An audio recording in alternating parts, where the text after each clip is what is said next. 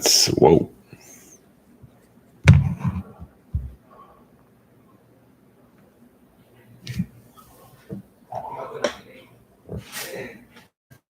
Whoa.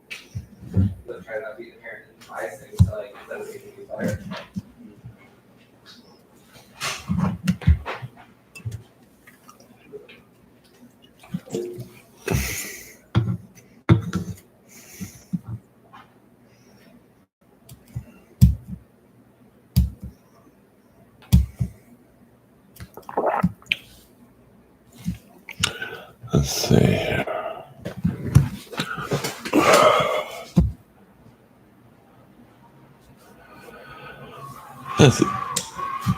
Let's see here. There we go.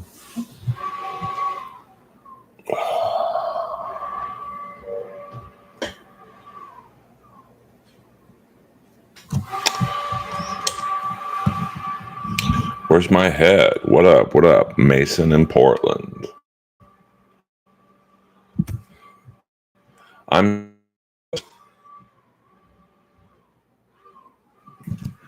Let's do it like this. Ooh, it's hot. It is hot in Los Angeles. I definitely don't need this. Got my Nimeth Brother hoodie. I don't play fantasy football because I'm such a Steeler fan that I don't if I had like Tom Brady, I would sit him against the Steelers, which makes zero sense, obviously. But I will tell you this much.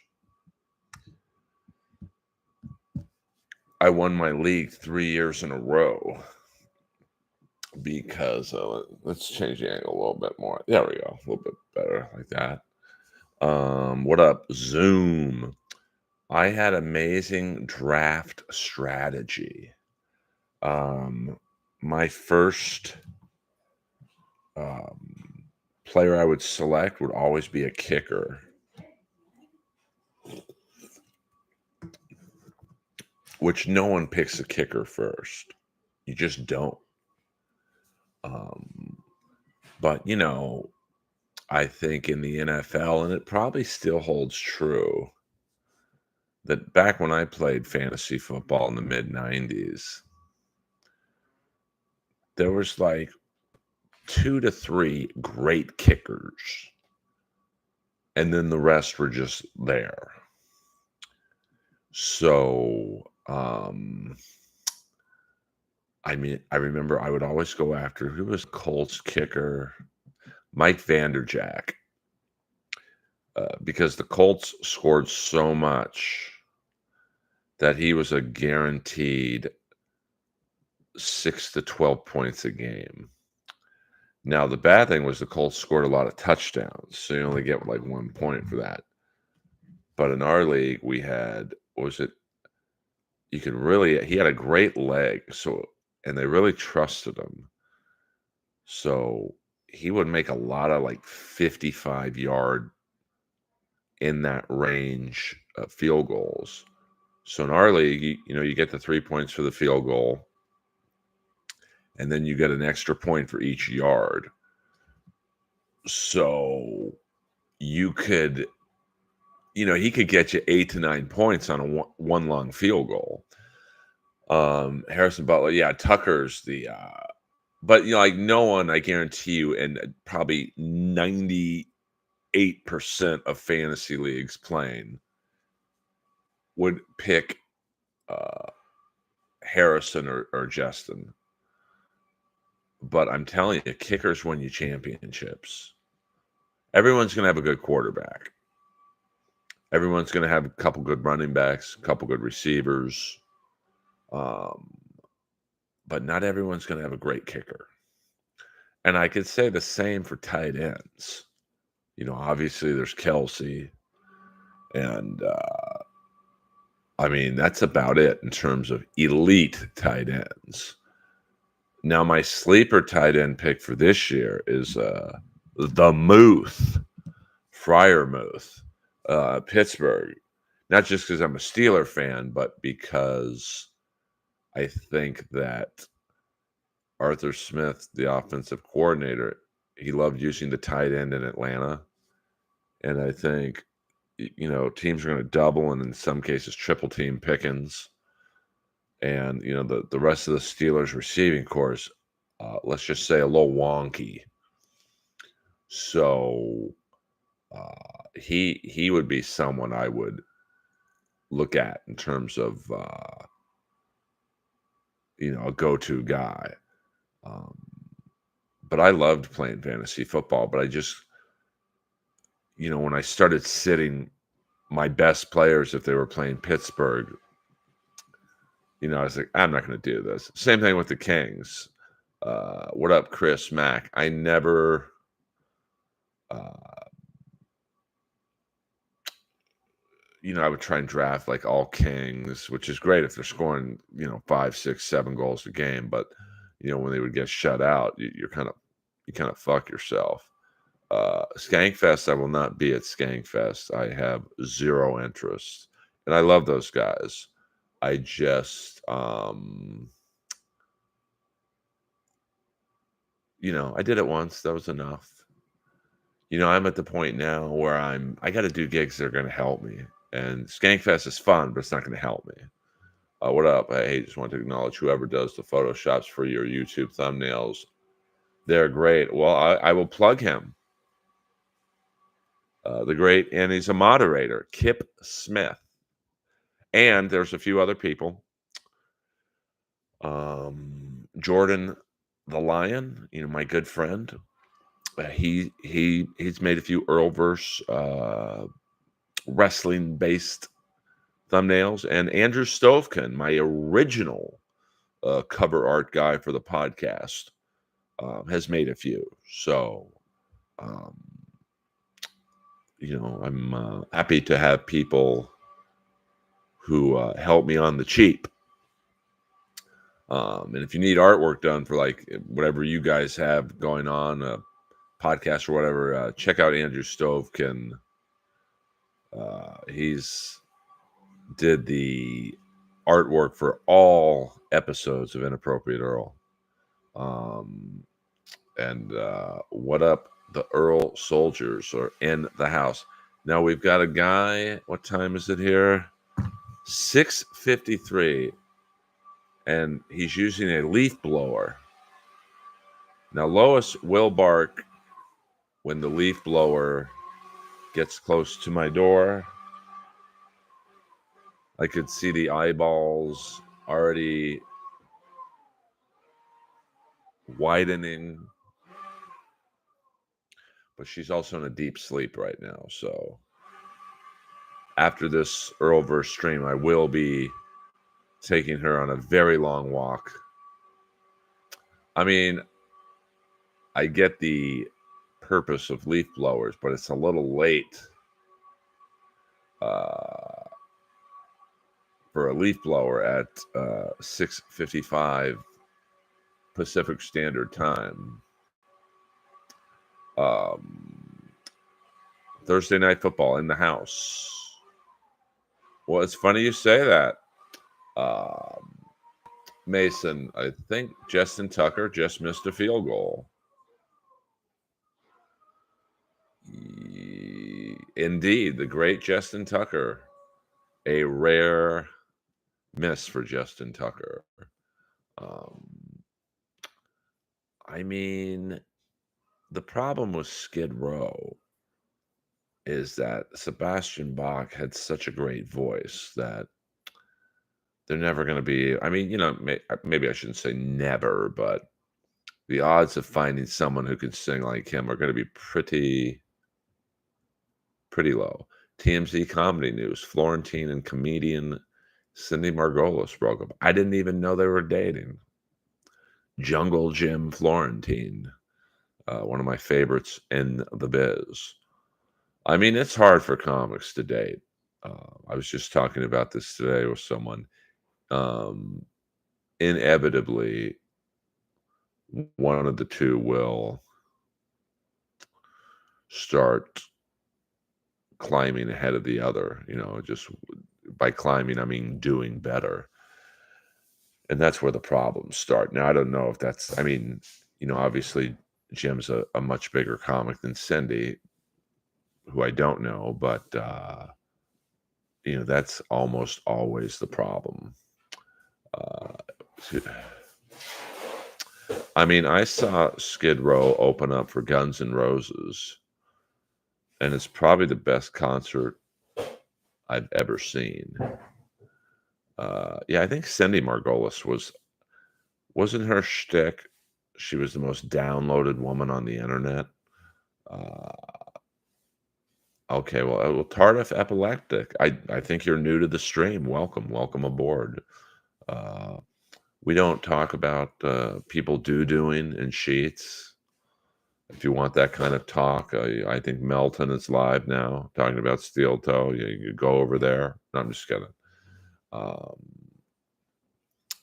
I gotta be honest with you. My favorite all-time opener, and it's a real wild card, was I think it was about 2015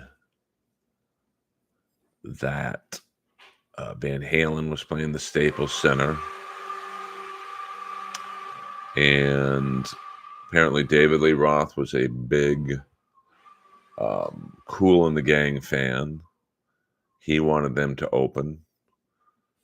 Apparently the rest of Van Halen did not, but David Lee Roth insisted.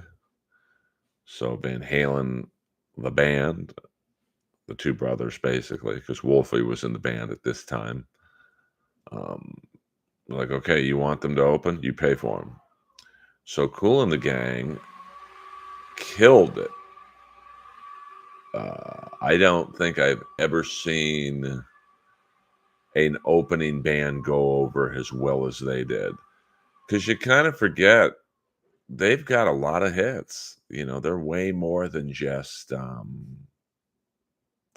Celebration. Now, I don't know. I think there was about 12 guys on stage. So I don't know um, how many were the OGs. I would guess just on the visual looks of who the older guys in the band were, there was maybe 3 or 4 original guys, and then the rest just dudes happy for a gig. But I mean, the whole crowd was dancing every song. It's kind of like when I saw Grand Funk Railroad, who I know virtually nothing about. Um, but when I saw them, you kind of go, "Oh, I didn't know they sang that song. Oh, I didn't know they sang this song." Um, you know, you just because there were so many, back in the day when, in the 70s and the 80s, early 80s, there's a ton of great radio stations in Los Angeles. So there's always a good song on the radio. And now it's usually either Hispanic stations in LA or, um, there's very few stations that still play music, you know. So Grand Funk was played in heavy rotation. Same thing with the band Boston. They had a lot of good songs other than More Than a Feeling. Hit the like button. That would give me a good feeling. We got Jackson looks faster this year. That number one guy in Kansas City, what a rocket ship that guy is. That's a guy who's going to be real popular tomorrow in fantasy draft leagues. Are you a fan of Crazy Horses? Nationalists, I'm not going to lie, I don't think I know that song. And Poison did a great song, AC/DC, of We're an American Band. Actually, I don't know if I've ever told this story before, but I was one night at Mel's Diner by myself,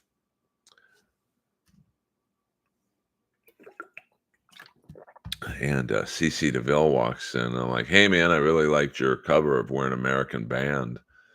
And he kind of looked at me like inquisitively. He's like, "How'd you hear it? It's not out yet."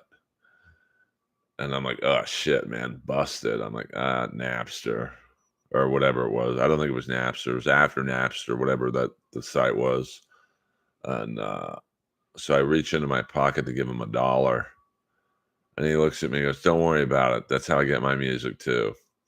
So, but Grand Funk is way more than just We're an American Band. Um, We're an American. I ended up like Romantics aren't bad. Who do they open for, Kongzilla? Yeah, I mean, well, I don't even know. It's been so long since I've listened to a radio station. I mean, I do the Sirius FM thing. That'd be a great show. Van Halen opening for Boston. I kind of like Brian Adams' War Machine. Slightly different take. Uh, yes, the Mike Douglas incident, one of the great. That's a story that I would tell on a talk show. Um, yes, Poison. That was on the Less Than Zero soundtrack. Um, um, I mean, I like the beginning. I don't know if it's acoustic, but the guitar intro. I like both versions. I think there's a video for maybe one of the songs got a video. I mean, it was a little lazily done. I think they're on top of Royal Albert Hall, the roof, and they're doing it. But Brian Adams. I also think he wrote a song for Motley Crue. Like it's weird, but he at one point he was a struggling musician. Him and his writing partner Jim Valance. So they'd write for anybody. They probably would have written for me if I had a band. I don't know. I mean, that's the problem when you have a band. Like what Stone Temple Pilots ripped off War Machine. What was that one song? Sex type thing, I think. And the beginning is do do do do do do do do do do do do do. Like that's literally the same beginning as War Machine. Um, and I think Kiss got sued for some song on Revenge sounding just like Alice Cooper's 18. Um, that had to kill Gene to write Alice Cooper a check. Um, but there's a lot of it's no different than comics kind of ripping off certain, I mean, we're seeing it right now with everyone's kind of trying to copy the Matt Rife mode and releasing crowd work videos and crowd work specials now that Matt has one on Netflix. And I'm sure Matt got the idea from another not the idea. I mean, crowd work's not an idea. That's something we all do, but um I think that it's a copycat world. We're seeing it in hockey right now where by the way, rest in peace to both Gaudreau brothers. Horrible situation there. But like players like Johnny Gaudreau and they were in vogue, the last couple of years. Smaller players who could play, weren't overly physical, and every player was looking to get their Johnny Gaudreau. And now you see kind of teams, Matt Rimpe, who's like 6'7", he's like the new tough guy in the league. You see teams now trying to get their new tough guy in the league that are that big and rookies and whatnot. I know the Kings have a guy they invited to rookie camp, John Paul Jones, 6'7", 230 pounds. So it's everyone borrows from everyone. We're all in bed together. Uh, yeah, I mean Jay's nice and good, very funny guy. Um, That sounded like my Stevie from the Fox. I don't know what that means, Kongzilla. Yeah, I mean, crowd work videos are certainly, uh, long before Matt Rife hit the comedy scene, but, he was definitely the most successful, one of recent years, so as soon as he blew up, you had everyone and their mother releasing crowd work videos, and most of these clips, there's not even a fucking crowd to do a crowd work, shtick too. So, um, it's like Roast Battle, inspired a whole new generation of roast style comedy. I would probably say Roast Battle even inspired Kill Tony to a degree. And I'm sure you'll see Kill Tony ripoff shows now. Um, oh, okay, yeah, but I mean, if you look at what I meant, Kongzilla was, yeah, this is War Machine. The beginning part. I don't think I can get my channel struck for this. I'm just like mimicking the sound of the song. Do do do do do do do do do do do do do do do do. If you listen to that Stone Temple Pilots song, I think it's Sex Type Thing. It sounds like just a sped up version of that. Sneakily. What up, Biggie 21? Enough of this shit. Get on with the Ray DeVito con. Nah, it ain't happening, dude. DJ, I love you, but if you're looking for Ray DeVito content, hit the bricks. I'll do this stream to 10 people. I've had so many people messaging me, you should get in on the steel toe arrest stuff. Everyone's doing big numbers. You know what? Fuck it. I'd rather have 11 people in here and 9 likes.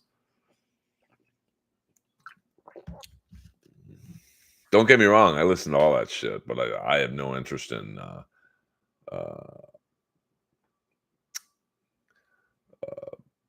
reporting on that crap. I do. Are you asking me seriously, Biggie 21? I will show it to you.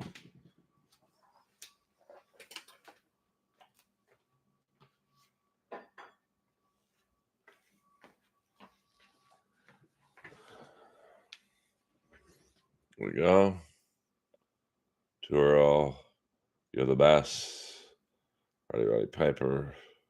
I have to leave it over there because sometimes um, Lois gets on this desk and really is aggressive. Oh, that's cool. That's cool.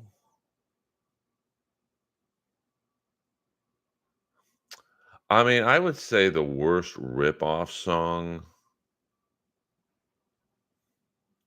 in terms of the sound.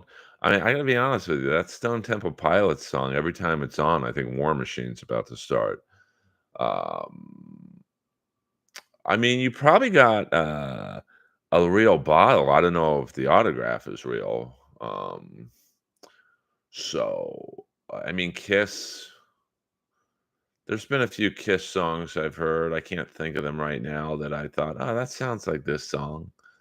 Um, Justin Tucker just hit a field goal. So Justin Tucker has 4 points in this game if you're following along. Um, so you got to figure in this game he'll have at least 8 to 12 points. Kansas City kicker would be good. I don't know if he's any good or not, but Kansas City's going to score a lot. I'm trying to think of the Rocket Fizz soda was the guy's. He had hundreds of those things. So I'm sure, I would be careful though if you buy on eBay autographs, just because there's a lot of fraud on eBay. Like anyone could just take one of those Rocket Fizz sodas, and I'm not good at mimicking people's signatures, but like someone could look at a real Roddy signature and mimic it. So just be careful. Yeah, Dreamin', yes. Because if you listen to that song, Dreamin' by Kiss, which is off of Revenge. It does sound a lot like 18. Um, so yeah, zero Dabbleverse here. Thank you. And listen, I know that if I started talking about Steel Toe, instead of 11 people, we'd have at least 100 people in here. But it's just not my jam. I don't uh, have any interest in talking about that stuff. Even when I'm listening to it, and I was listening to Melton today, and who else?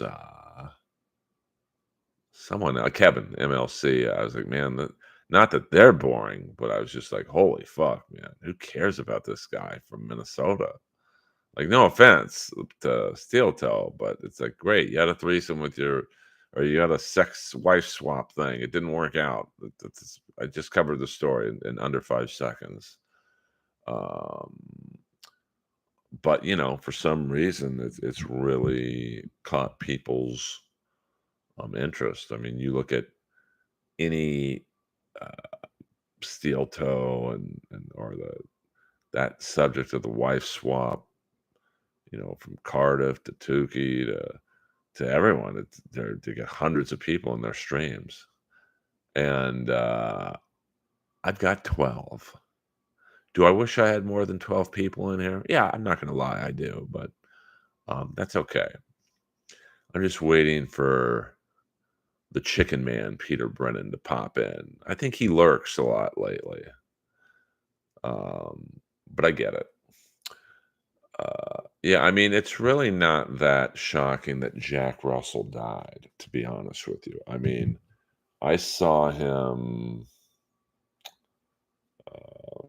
I don't, not that you guys want to look a little bit more at my neck, but I saw Enough's Enough open up for Great White at the Wiltern, and Enough's Enough um, sounded great, and then Great White came on. They sounded fucking horrible. So I just was like, oof. And he looked awful. And then I saw him at the Rainbow like 2 days later eating, and he literally looked like he was dying. I mean, he looked awful. Uh, at the Schmuggler, you can have your opinions. I don't know of that song. Um, you know, I like Nickelback, to be honest with you. I can't name one of their songs, but I like Limp Bizkit too. Um, well, it's always getting back to Great White. Like, I think their big hit was Once Bitten, Twice Shy, which was a cover. I was just talking about it yesterday with my buddy Steve, who works at the gas station late night. He's a musician, and he works at the gas station graveyard shift. And we are talking about Quiet Riot, and their two hits were Slade songs, "Come On, Feel the Noise," and I believe "Mama, We're All Crazy Now." So it's always a bad sign when a band's only hits are covers of someone else's songs. But I like Quiet Riot. They had some good songs that were not their hits. I like that it didn't do very well, but that one song, "Winners Take All," that's a very cool song. "Mental Health" is a great song. Um, well, yeah, they make. I mean, that's what we were talking about, William. I'm like, I think his name's Hattie, the singer from Slade. He was happy because he got the money. He got the publishing for those songs. Um, I mean, I gotta say, my favorite Limp Bizkit song is the one The Undertaker used to come out to. Rolling, rolling, rolling. What? I don't even know the name of the song. I just like. I guess it would be "Rolling." Um, yeah, I mean, there was a lot of one-hit wonders in the '80s. I mean, really, Twist. Well, I mean, I won't say Twisted Sister was a one-hit wonder. Obviously, we're not going to take it. I Want to Rock, and I think their best song is "The Price." Um, but then they did that one. People talk about the one Billy Squire video that kind of ruined his career. Twisted Sister did that cover of "Leader of the Pack," which I like. It's a good song. They did a good job, but the video was so, the video was a little rough, like Sellout City, and they're hard. They were wouldn't say they were a thrash metal band, but they were like a grungy heavy metal band, in the New York club area. Uh, and so that video for Leader of the Pack was pretty rough. And I think it might have been Luke Perry's first ever gig. He played one of the students in the video, which is funny because I love his son Jack Perry. What up, Ryan? Yeah, I mean Billy Squire, but like that one video, just what was it for Rock Me Tonight? It just took him like it ruined his image in that one 4-minute video, and that one video for Twisted was. Uh, I mean, they probably were fading anyway, but they never really recovered. I mean, I think the only thing they released after that was the album Love is for Suckers, which really wasn't even a Twisted Sister album. It was basically Dee Snider with Kip Winger on bass, Reb Beach on guitar. I'm not sure who the drummer was, but the record company was like, "You either call this Twisted Sister or we ain't releasing it." Kind of very similar to that, was that Black Sabbath album that was essentially only, Tony, Iommi, and it was really a Tony Iommi solo record, but they were like, you're gonna call it Black Sabbath." Um, it is a cold business. Chili Boots. Like one false move. I mean, look at John Travolta. Now he recovered, but that one movie he did with Lily Tomlin just fucking halted his momentum. Like, and then he did, Staying Alive, he got a little bit back with that. It's kind of a cult movie. And then he did one of my favorite guilty pleasure movies, Perfect, with Jamie Lee Curtis. Um, Oh, good. Yeah, I mean, that was a great video. For those of you who haven't seen it yet, go to Jordan the Lion's vlog channel on YouTube. We did a very good tribute to Rowdy Roddy Piper. Um, oh, he had a lot of flops.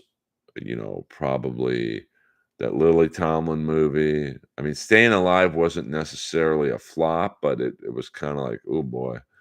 And then Perfect, and then just a series of struggling movies, and then what got him back in the game really was Pulp Fiction and those Look Who's Talking movies. Um, so, you know, Biggie 21, RIP, RP. I don't know who RP is. Um, so football season is back. We're at halftime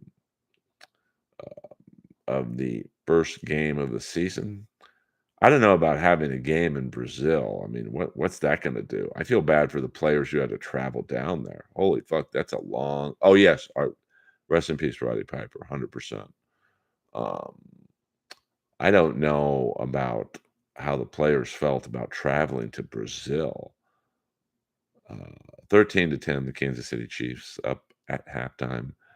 Um, but, I'm sure the NFL, they got something out of it. They're not traveling to Brazil for nothing. Yeah, I mean, I can imagine the thieves and the prostitutes were pretty happy to see literally how many teams are in the NFL, or how many players on an NFL roster? 53.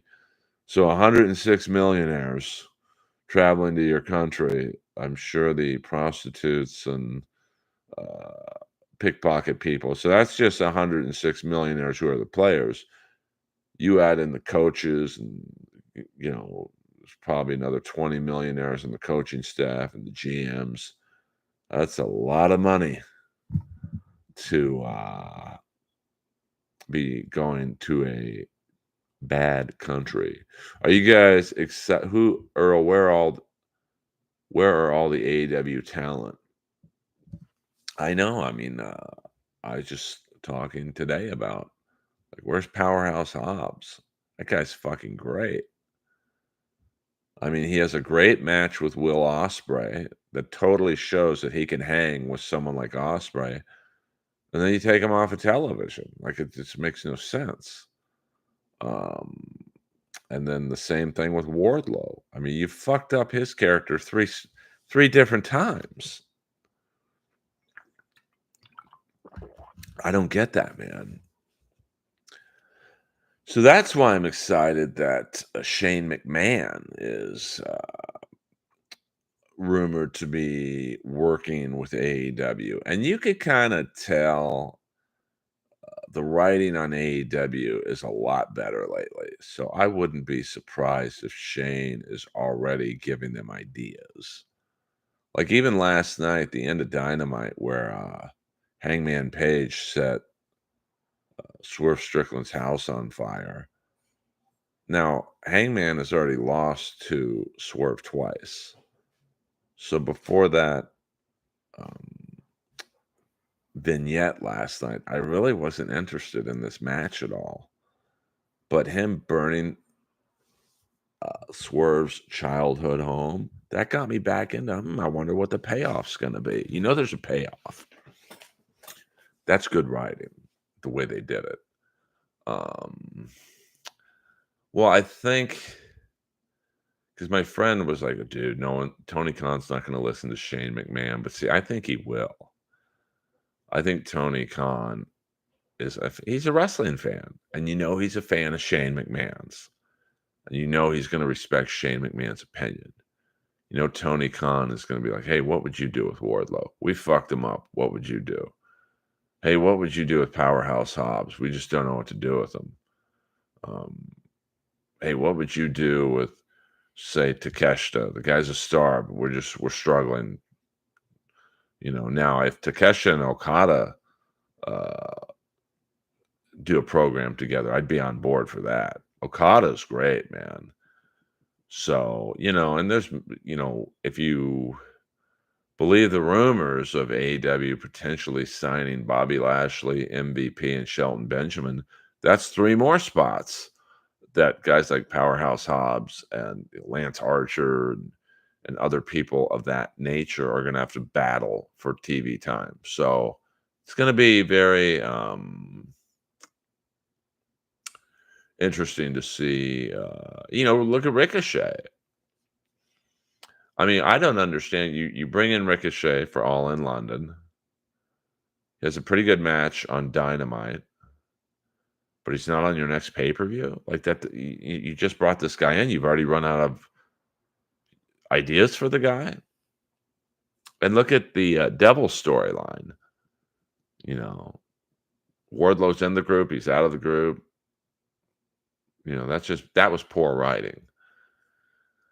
But, hopefully,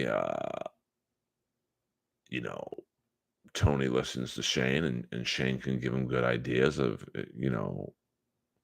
"Hey, this is what we would do with MJF. You've got a great heel, do this. Hey, this is what we would do with Okada." Which they've done a good job with Okada. He's not great on the mic because he has, English isn't his first language. But, you could absolutely do what they've done with him and make him kind of a funny character. Like, he's funny. And if you would have sales pitched me Okada being funny based on his New Japan character, I would have been like, no way. It just goes to show you that good writing can make anyone a good character. Like Hangman Page, he kind of was this vanilla good guy, and now he's like an unhinged version of Magnum TA. I love it. Um, yeah, 100%, Ryan. I mean, that was the problem. Like, that's something that if Shane McMahon were around when the Devil storyline was done, I mean, the Devil storyline to me is what's best and worst of AEW. I thought the storyline was interesting. We all love a good reveal. You've got um, the 3 attacks, which I don't know if they did this on purpose, but if you remember the 3 attacks, The first attack on Jay White, they were all skinny, which is why people thought it was Britt Baker, because the Devil and the Jay White attack was very slender, almost had a female body. And the next attack, when they threw Bowens through the glass, 2 of the 4 attackers were a little bigger. Now, I know Sean Spears said he played one of the attackers in one of the vignettes. He didn't say which one, but, and then in the third attack against Hangman, they were all jacked, like all much bigger than previous attackers. And the Devil himself, that was not Adam Cole. That was someone a lot bigger. So, and like I said, I don't know if they did that on purpose.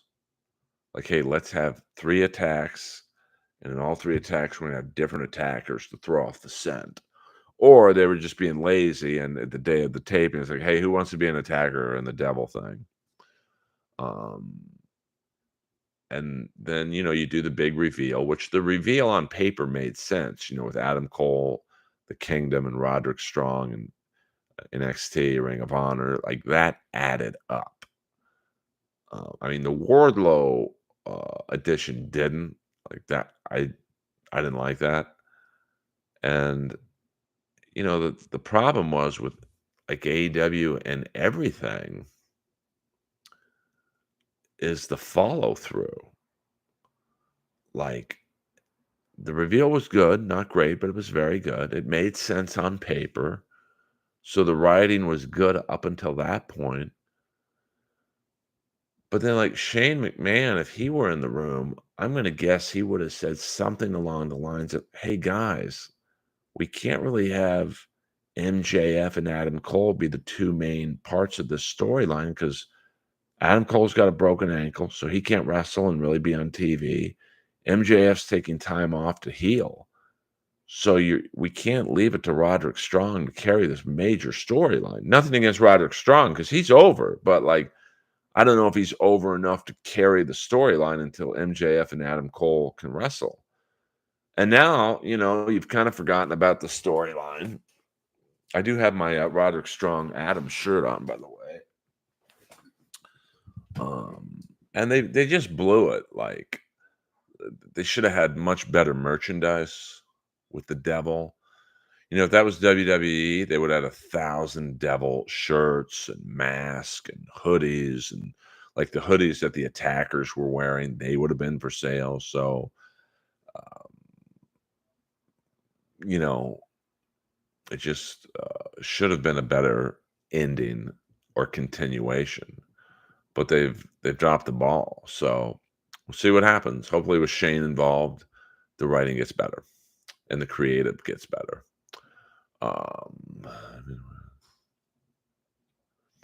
I mean, I think they'll have a TV deal. I mean, listen, I was just talking about this with, I had a meeting with a producer about possible distribution for my stand-up special when I do film it.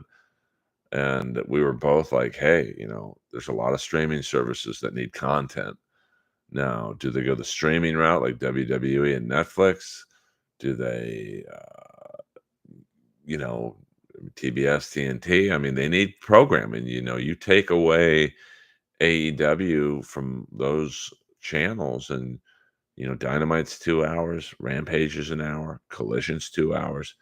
That's 6, 7 hours of programming that you're losing. And the attendance might not be great, but I'm sure the advertisers are relatively happy with what they're getting from AEW programming. So you will see. I mean, I don't think a lot of American fans know how good Okada is and what a legend he is.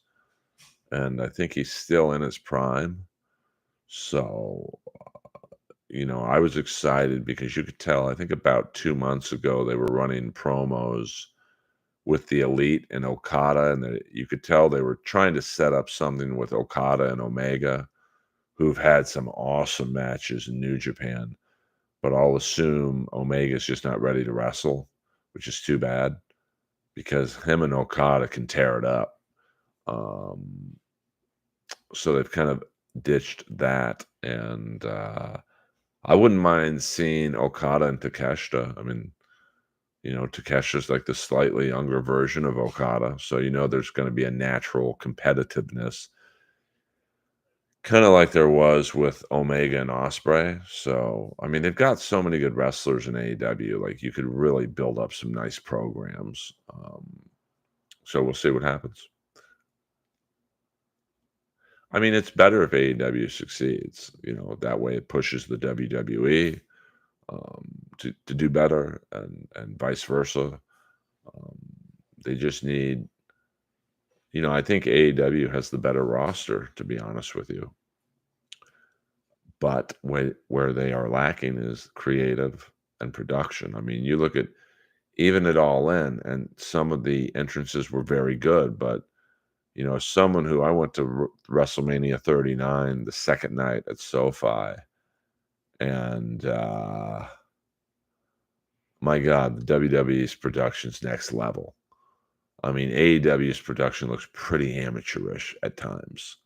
It's not a complaint. It's just the reality of you're going to be compared to AEW, or I'm sorry, WWE. So you got to step it up. Shalom, SCVID show. I mean, Wardlow and Hobbs could be great, but I mean, problem with that is now you got to make people care about both guys again. I mean, you had both guys over, and now you're going to kind of rebuild them. Um, yeah, I mean, Omega is just, we kind of saw the older version of Omega, but man, is he good. But, you can't wrestle that style and have it not catch up with you. That's why I worry about Osprey, because Osprey basically is what Omega was in his prime. And man, that style definitely is pretty brutal on your body, man. Um, I like AEW much more than WWE, but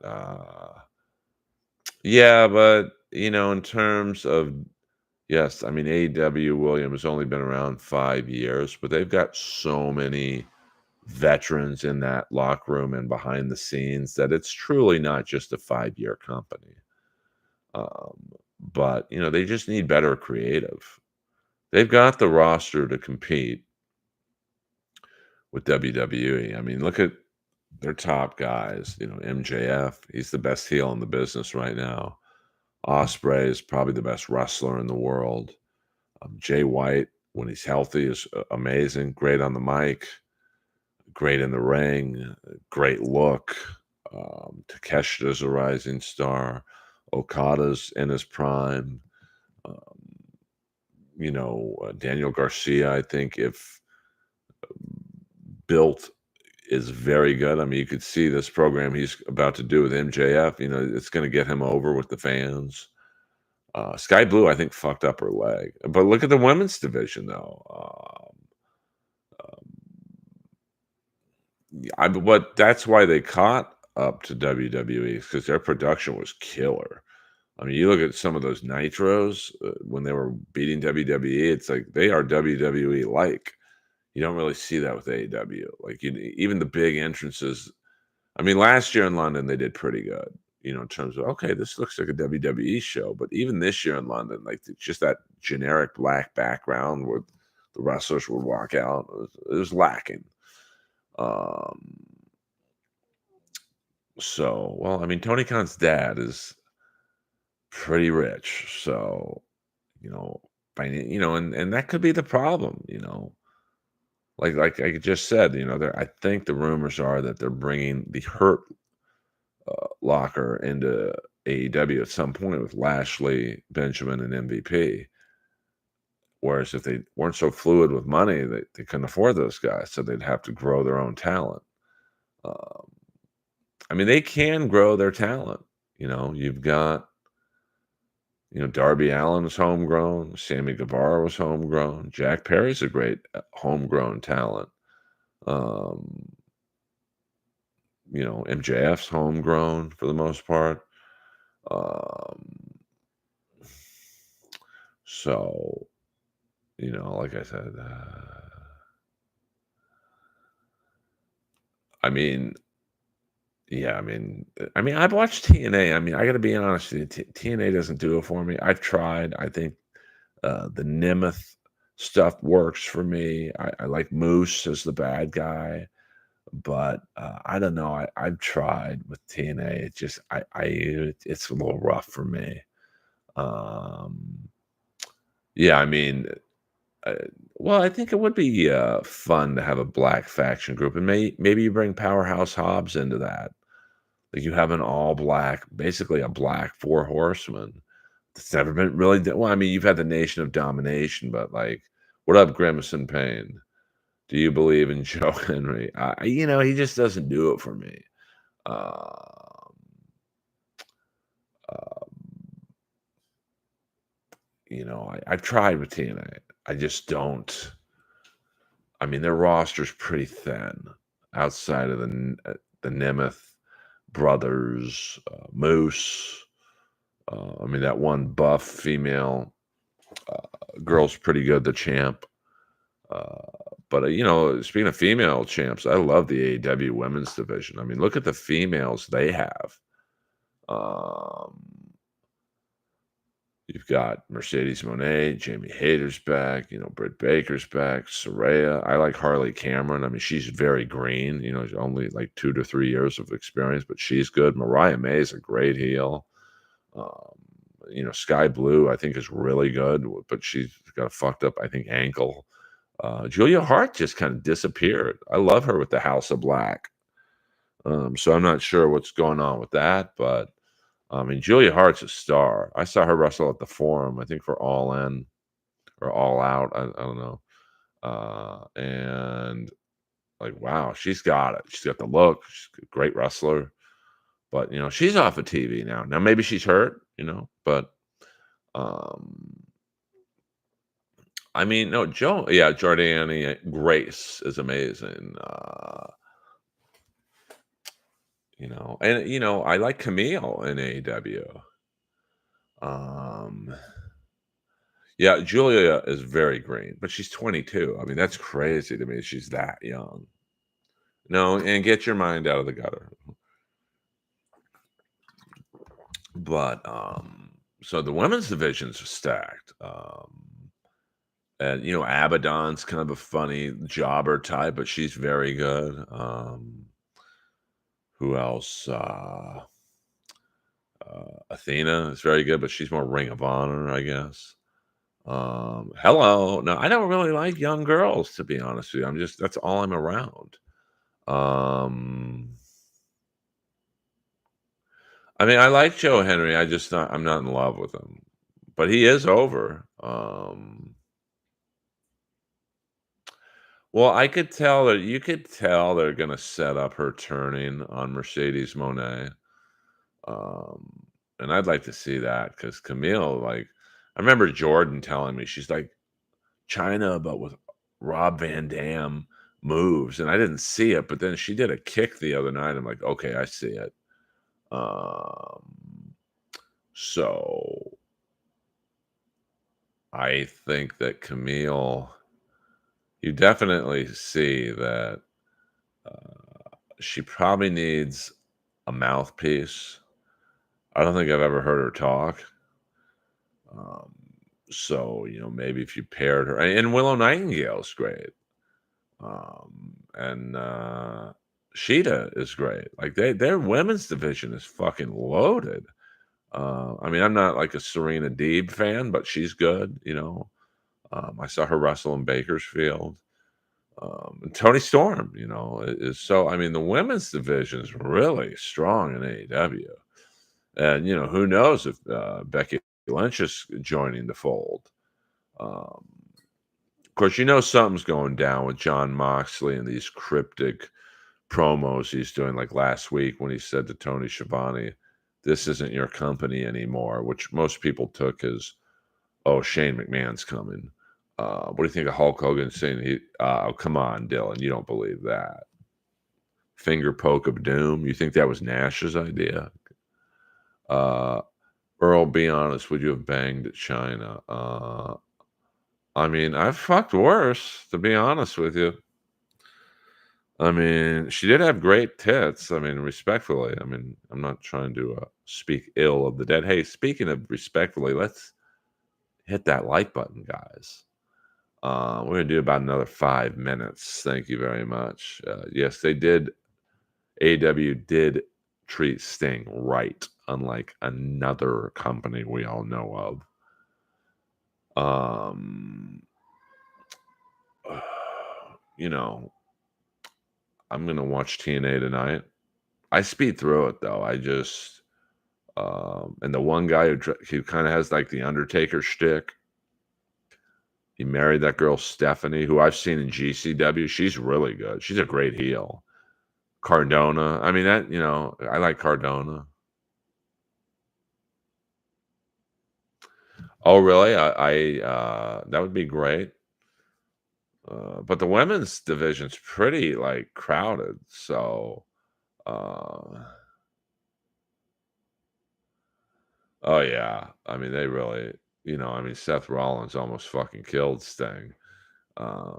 Which is too bad. They should have made him champion just for a minute, so he could say he's the only. I think he would have been the only. Well, no, I guess Sid was champion too. Rest in peace, Sid Udy.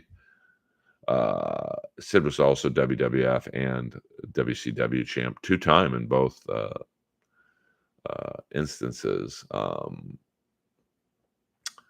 But it would have been nice to see Sting, WWE champ for a minute. I still think I had the best way. Well, maybe they would have if he wouldn't have gotten hurt against Seth Rollins. But see, to me, what you do is you needed to build Sting up a little bit because the problem, and this is like, what was it, 10 years ago, 2014, he debuted. And I still very much feel this way. These are great back scratchers. Is a lot of the young fans in WWE in 2014, they didn't watch TNA. Probably didn't even know what it fucking was. So, Sting comes out. And I'll give Triple H this. He did sell him, put him in the Scorpion Death Drop that first time. But, they didn't really do a great job in putting him over. And there's no way Triple H should have been the first opponent. What I would have done personally is I would have had Randy Orton revive the Legend Killer gimmick. And he's in the ring cutting a promo. I beat Hogan, I beat Michaels, I beat Triple H, I beat Kurt Angle, just naming all these legends that he beat. And then the lights go down. I don't know if they would have him come from the ceiling because of the Owen Hart thing, but, Sting comes out and goes, "You didn't beat me." And then he beats Orton at the next pay-per-view at WrestleMania. Orton puts him over. And then you put him in a short program with, say, like a Dolph Ziggler, who was over with the crowd. And then you have him beat Seth Rollins for the title. And then he drops it at the next WrestleMania to say The Undertaker. So everyone walks away happy in that year.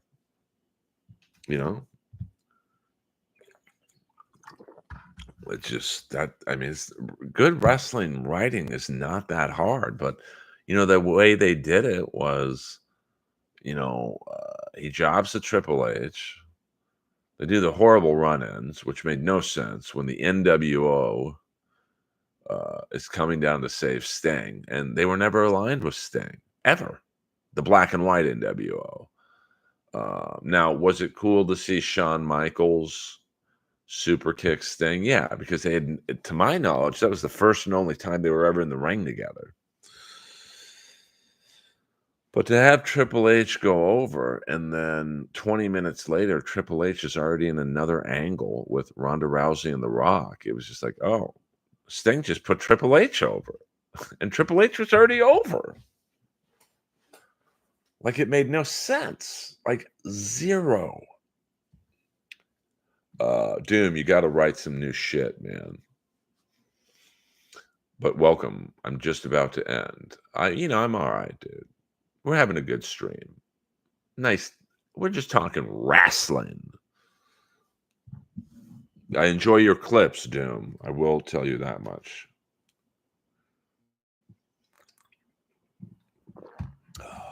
LDS. I don't know what LDS means. Um, that's what I'm saying, Queen on. Now I'm talking about the black and white NWO. Um, uh, they just, so it made no sense. And I know listen, I know wrestling's fake. Like I know wrestling's not real.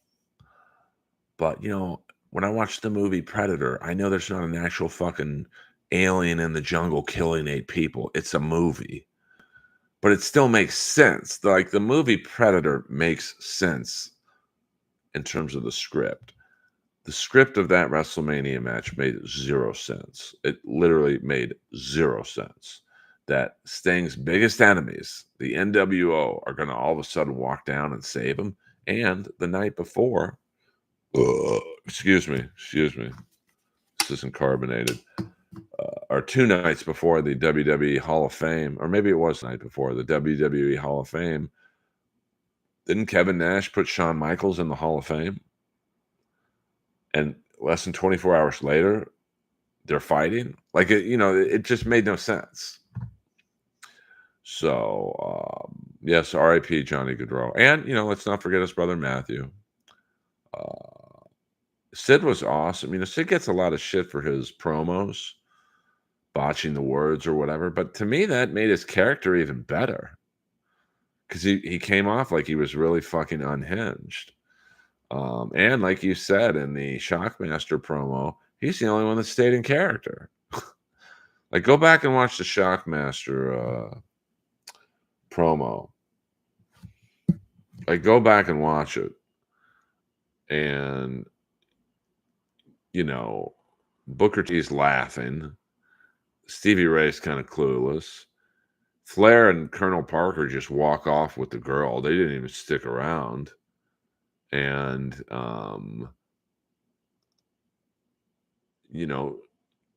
Sting and Davey Boy Smith were kind of, I don't know, they seemed like a little confused. And then Sid's the only one that's like doing shtick still. Um, so, and his first promo for the Four Horsemen, I thought was really funny. I mean, it was a disaster when his first promo in the Four Horsemen, he's got to cut a promo about a movie character. I mean, even for like, what was that, early 90s, that was a little like, ooh, I don't know if this checks out. Punk knows how to tell a story. Yeah, he's a good, no one will ever accuse CM Punk of not being a good on-camera character.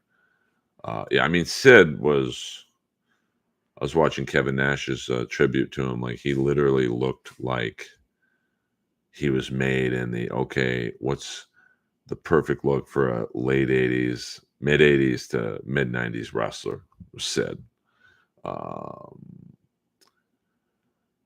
Oh yeah, I mean they stuck it to Sting. Oh, you don't want to come to WWE? You refused all of our offers. You didn't want to fight the Undertaker 2-3 years ago. Well, this is how we're going to treat you. I mean, Sid was, listen. I mean, the one promo where he kind of fucked up, where he botched the words and says to Jim Ross, "Hey, can we start over?" And Jim Ross is like, "This is live, pal." That's really the only one you're going to go. But Sid, and he had a great mind for wrestling. Like he knew, like he had good matches with the Ultimate Warrior. I mean, anyone who had a good match with the Ultimate Warrior was a good wrestler. Yeah, Bulldog was horrible in the Shockmaster. He's speaking like away from the microphones, back to the camera. Yeah, I watched that, Ryan. I listened to that the whole time. Oh yeah, JBL. Sting's never been in a match like this. It's like Sting on his worst day is a better character than you are, JBL. Thank God for Bart Gunn.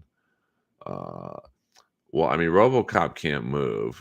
Shockmaster, probably the Demon. Was it Dale Torborg was the Demon? But the Half a Brain promo was kind of funny. It kind of adds to his, like I said, you know, obviously he meant to say, "You have half the brains I have." And he said, "I have half the brains you have." It kinda adds to that. This guy's fucking nuts. Um,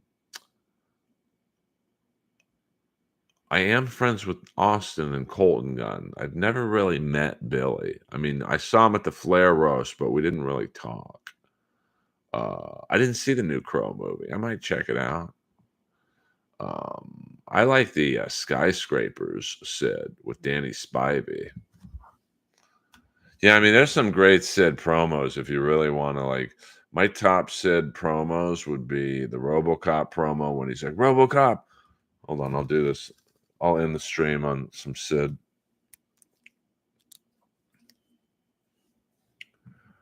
"RoboCop, I'm 6'9", 320 pounds, and I am the real Man of Steel and the NWA, and you better learn to like it."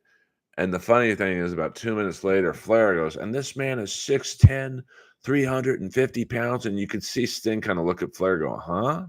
Like, Sid was confused because Flair just made him an inch taller and 30 pounds heavier. Um, and then there's obviously, the Shockmaster. I like the Shawn Michaels when he turned heel on Shawn Michaels. "So I'm telling you, Sid, big man, I'm giving you the night off." "You don't give me the night off, boy. You give me the respect that I deserve." And then he power bombs him twice. I think 3 times, actually. RoboCop never dies. Uh, well, I think Sid kept it real. Um, yeah, I mean, I'm interested to see what Billy Gunn takes supplement-wise, if you know what I'm saying. Um Yeah, I mean, Bart Gunn's best contribution was kicking, JBL's ass, and then, I think even Butterbean was like, "Hey, bro, I don't think this is a good idea, but, what are you gonna do?" Well, I mean, Sid kept it real. Um, he was like, "Hey," Sid kinda was like a more likable version of the Ultimate Warrior, where both guys were like, "Hey, man, I'm in this for the money." I think Sid had a better wrestling mind than the Warrior, but they were both like, if I don't get what I want, Sid, I'm gonna play fucking softball. And if Warrior didn't get what he want, I'm gonna go work out at my gym in Arizona. I don't need this shit. Uh, yeah, I mean, Randy Orton looks pretty big, and you don't get bigger as you get older. I mean, like I said the other night in the stream, as someone who, I'll be 56 September 17th. Even I have a bit of a belly, and I work out every fucking day. I'm about to take Lois on like a 2.5 hour walk after this stream, because it's a little cooler at night. But you know, so if you're getting bigger and skinnier at the same time, and I don't know how old Randy Orton is, but like you're probably on something.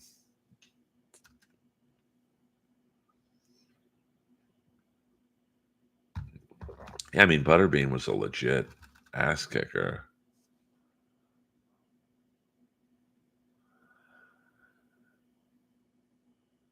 I mean, I don't know. I mean, it was a setup basically.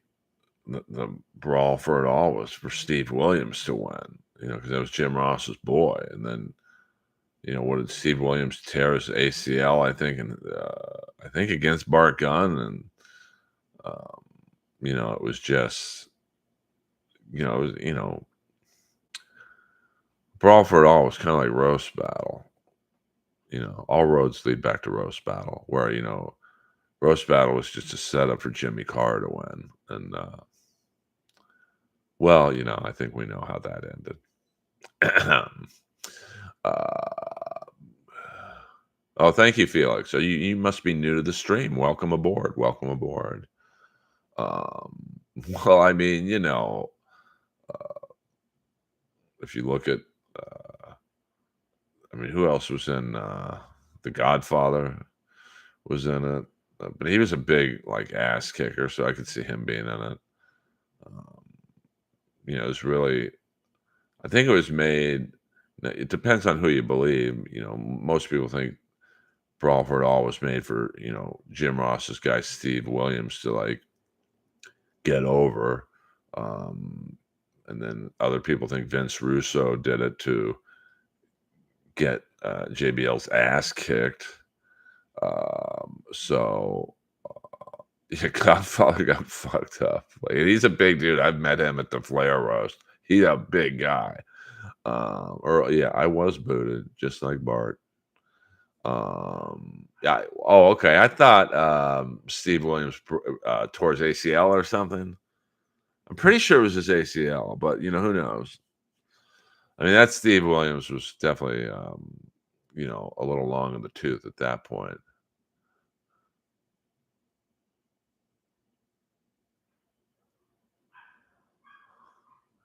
I did love the Flair last match. I mean, some great, great memories. I mean, Butterbean seems like he's a nice guy, but it's like, okay, you want me to box these guys? I'm gonna fuck them up. I'm not taking it easy on them. Uh, yeah, I mean that Brawl for All, that was a disaster. Like, you know, but it's still, we talk about it. I mean, what was that, 20, 30 years ago or whatever it was, and here we are in 2024 still talking about it. It's kind of like the Shockmaster. We still talk about the Shockmaster. We still talk about, um, the Ultimate Warriors promos. Everyone makes fun of Warriors promos, but we still talk about them. Everyone makes fun of Sid's promos, but we still talk about them. Like, how many Don Morocco promos do we talk about? I can't think of one. And I love Don Morocco, but like, you don't really talk about his promos much. Um, yeah, I do watch a lot of shoot interviews. Of course, my favorite. Well, it used to be the guy who's the co-host of Kevin Nash's pod. He had I think it was called Breaking Kayfabe. That was a really good one. The British guy, he's very good. He works a lot with Shane Douglas. Of course, Hannibal has some great. Well, I mean, Dr. Death was a legit wrestler from Oklahoma, so I understand the thinking behind his character. It's like, hey, this guy's real. Um, but I just think that, um, I mean, he wasn't the best on the mic. Great look for that era. Great look. Um, like it would be, Dr. Death was like, he was like a real life Daniel Cormier. Like, Cormier is a legit wrestler. Um, but it's hard to translate from real wrestling or fighting to, um, I don't like saying fake, but predetermined sports entertainment. Look at Jake Hager. Like, Jake Hager was a legit ass kicking real college wrestler, but he just didn't fucking translate into real wrestling. Who Dr. Death ever beat? I mean, I couldn't tell you that, to be honest with you. I mean, I saw him wrestle a lot in the UWF. Um, but he was uh a legitimate guy. Um, yeah, he was very good in Japan. And that was kind of in the dark days of Japan. Like, now, like I'm taping New Japan Wrestling right now on Axis TV. So, yeah, did I say he was an All-American wrestler, Steve Williams? I'm sorry, All-American football player. But I think he dabbled in college wrestling, if I'm not mistaken. Um, and a great look, the beard, the hair, the body. Well, Bob Sapp is big in Japan still. Like, you know, I think Americans, especially in the time of Steve Williams, they did very well because of their look. Um, I mean, which explains why Abdullah the Butcher was over in Japan. I mean, there's not many guys in Japan who look like Abdullah the Butcher. I'm surprised Kamala didn't do better in Japan, but I heard there was some racist points of view in Japan at the time was like, hey, we can't have you and Abdullah um, here at the same time. There's only room for one of you. Yes, I tape on Thursday nights. I tape New Japan and TNA, and I'm trying to become more knowledgeable about. Like, I didn't know who Camille was, uh, so Jordan was the one who alerted me to Camille. He's like, "Oh my God, she's amazing." She's like, "China meets Rob Van Dam," and so I'm trying to watch more wrestling outside of AEW. Who would win? Oh, Abdullah the Butcher, and it's not even close. Japan. I know there is a Japanese roast battle, uh, whatever league or something. They've tried to get me over there. I'm like, dude, I barely can muster the energy to drive to the Comedy Store, which is less than a mile from my house. You think I'm going to Japan to judge a fucking roast battle? Shit. Um, who would win? Someone sent me a picture of Haystacks Calhoun and these two fat brothers. And Haystacks Calhoun was the skinniest guy in the picture. I forget the two, but like the McMurphy brothers or something. Like, my God, that ring be barking. Senpai Earl. Hiya!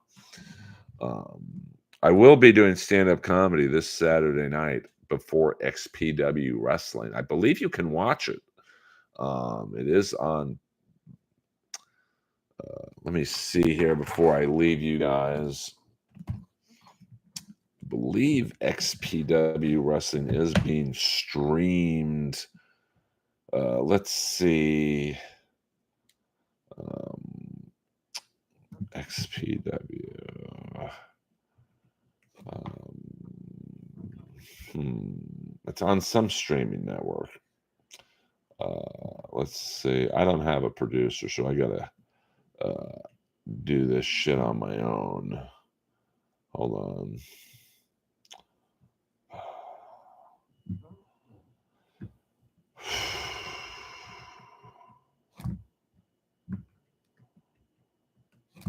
Okay, let's see. It's Symphony of Destruction.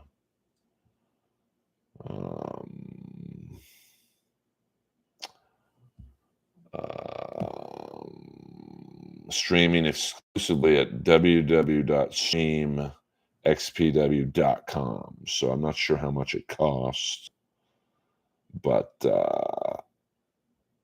I believe they will be streaming my stand-up. So we'll see what happens.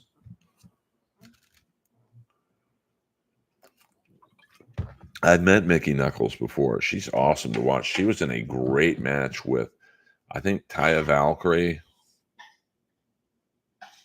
Lois, be cool, be cool. And I forget Luna. She's a Mexican deathmatch wrestler. Luna something. Luna Dark or something along those lines. And it was one of the best.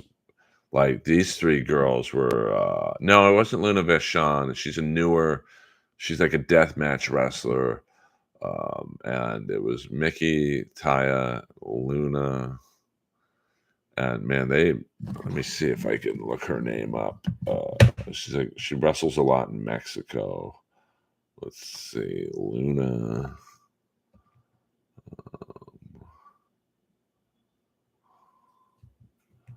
Let's see here. Can't Luna Vachon, get out of here. Awesome Kong was great. Her and Gail Kim put on one of the. I can't see her name, but I mean, Mickey Knuckles. I don't know how these people do this deathmatch wrestling stuff. It's pretty brutal to watch live. So that's September 7th at the Nocturne Theater in Glendale, California. I will be doing live stand-up comedy before XPW Wrestling. Then I'm leaving after the last match, and I'll be after the last match, and I'll be at the Comedy Store, closing out the main room in the Kinnison, Holtzman, Tripoli, Brody spot. So if you're in LA, let me know. I mean, Awesome Kong was, I think the best women's match I've ever seen on television was Awesome Kong and Gail Kim. Was like, wow. And pretty close to that was the blood match with Britt Baker and Thunder Rosa. Like, wow. Yeah, it's the same XPW. Great touchdown the Ravens just scored. Jesus. It is the same XPW where I saw in the sports arena Terry Funk against Sabu. And that's, I know, RIP. And he was great. And not just Roadhouse, but Over the Top when he told Stallone in the hotel suite, Mr. Cutler's not done talking to you. And then Stallone threw him through a window. Um, how about those Phillies? Baseball is a sport I follow the least. Ross Dogs. So, all right, this is for you Tucker fans. He's about to kick the extra point. So, for you fantasy football freaks who have Justin Tucker, he now has 5 points in today's game. What a catch by number 80. He really put some moves on. Whoa, what a move there. Can you go straighten out those hippies in Berkeley? I don't know what's going on in Berkeley. I'm trying to get ready for the debate on Tuesday night. Maybe we'll do a live stream of the debate coverage. By the way, September 17th, I'm trying to make it for my birthday. Trying to make it the most crowded Earlverse ever. Most amount of likes, most amount of people in here, super chats. Just we're gonna go all out September 17th. So mark your calendars. Um, yes, I mean I'm gonna have to figure out a way where the TV is on so I can listen to the debate, but where it doesn't distract you. Luckily, all my speakers for the surround sound go that way, so they shouldn't disturb the stream here. Yeah, but a post stream might be too late. Like I'm noticing right now, it's 8 o'clock Pacific Standard Time, and for me, there's a fair amount of people in there. We've had as many as 20 and the 36 likes, so I appreciate that. But I definitely will be Trump versus Ugandan giant, basically. Um, I definitely will be doing a stream on the day of the debate. We might do a couple streams, maybe pre-stream, pre-election stream, maybe a during stream, and then yes, birthday stream September 17th. I'm unsure of the time, probably 4 o'clock my time, just because someone's taking me out to dinner for my birthday. So September 17th. Sunday we'll do a stream as well. Who knows? I might do a stream tomorrow night. I'm trying to stream a little more. I'm just trying to be honest with you to figure out the best use of my time on YouTube. Obviously shorts don't take up too much of my time, but they seem to be what drives the most amount of traffic to my page. Like I said, streams seem to be for my fans. Like the streams for me are almost like a thank you to you guys for listening and watching. Dinner at the Kookaburra Lounge. I was just offered a gig there, an outside promoter. Um, no, thank you. I'm good. Can we get surprise guests to call in? I don't know how to do call-ins. I'm very like how Melton does it. I don't know. I don't do guests. I mean, I think Melton's call-in number is a landline. I do have a landline, but someone would have to walk me through how to take calls. But so September 17th, we're gonna have a good stream. I mean, my goal is to get at least 100 people in here listening, watching, 100 likes, and I'm not saying I expect 100 super chats, but, we'll have some fun, and who knows who might be in the stream that day. I will still hold my rule of no Dabbleverse talk on September 17th.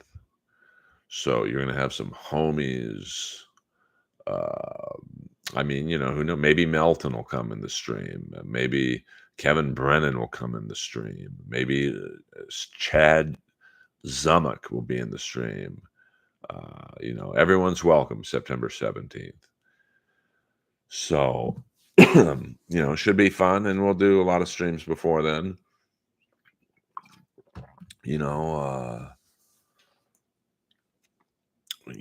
I think I tried last year doing a stream during a Steelers game, and it didn't do very well. Ever spend any time in the clink? I have never been to prison.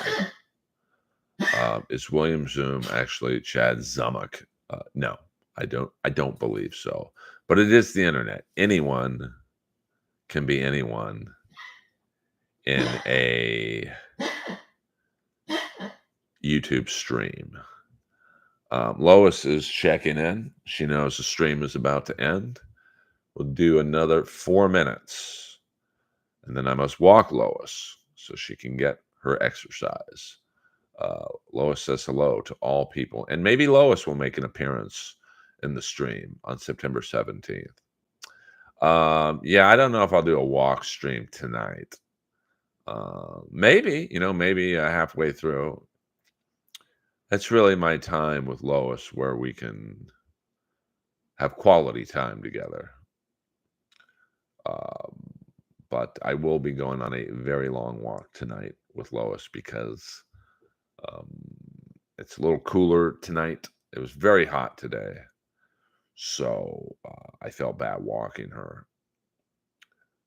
No, I'm not. There's not enough money in the world, Queen On, that would make me stream for 24 hours. I would not do that for any amount of money in the world. And I know Ted DiBiase says we all have a price. No. I know Melton's done it, but him, I think John from 1x2, Kevin, these guys that do the 5 to 6 hour streams, I don't know how they do it. I mean, we're at an hour and a half, and I think, oh no, it's not. But see, I don't want to do stuff like that, Queen On.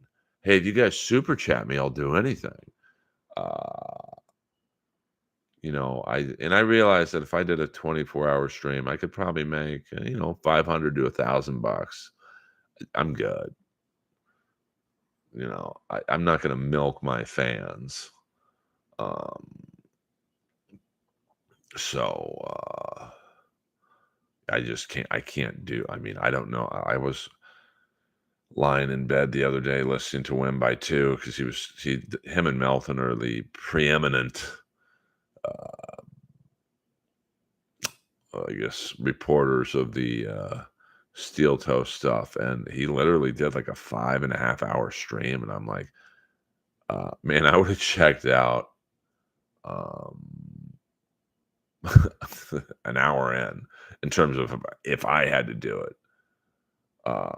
If you guys offered me whatever amount of money to do a 5.5 hour stream on steel toe, I'd be like, I don't need the money that bad. I do have extra large butt wipes. I had to buy them. I mean, it's unbelievable. Like, it says extra large for hand protection. Like, who's shitting so much that when they wipe their ass, they get shit on their hands? Like, you got bigger problems. You might want to get your prostate checked. No, I'm straight edge. DJ. Oh no, I listen. I know if I did, um,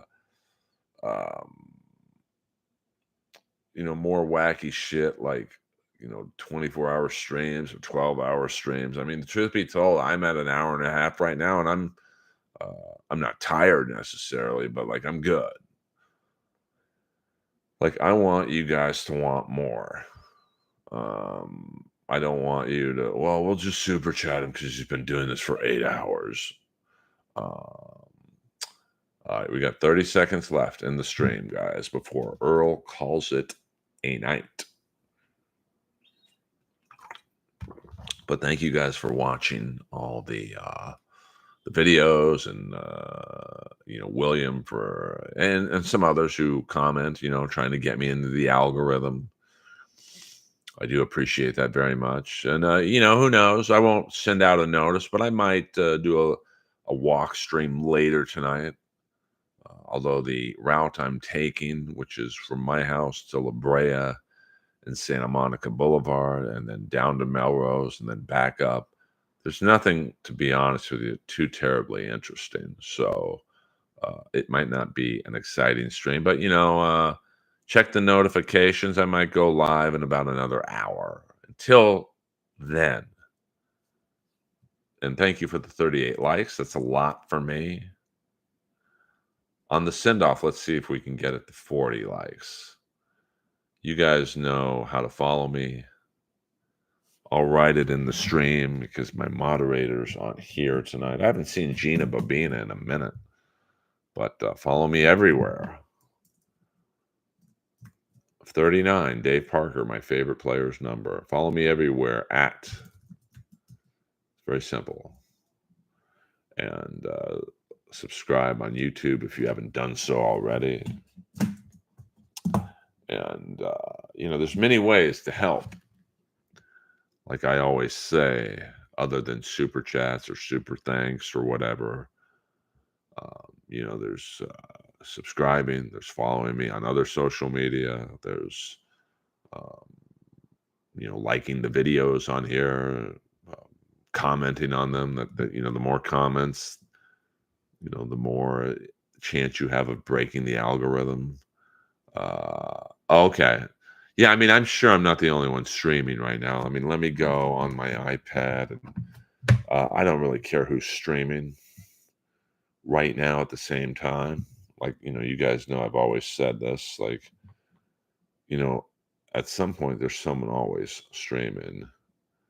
So let's see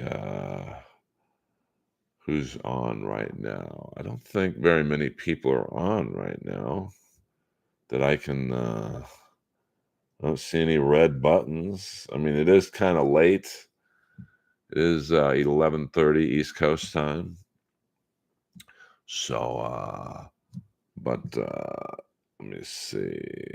I think Nobody Likes Onions they just ended. Obviously, Shuley, it's too late for him to be streaming. Let's see. Yeah, I think I might be the only one streaming right now. But, I maybe Tukey or Cardiff, or I can't keep up with all these people. So Earl Skakel over now. Thank you guys very much. We'll see you soon. Don't forget, September 17th. Let's make it the biggest Earlverse stream ever.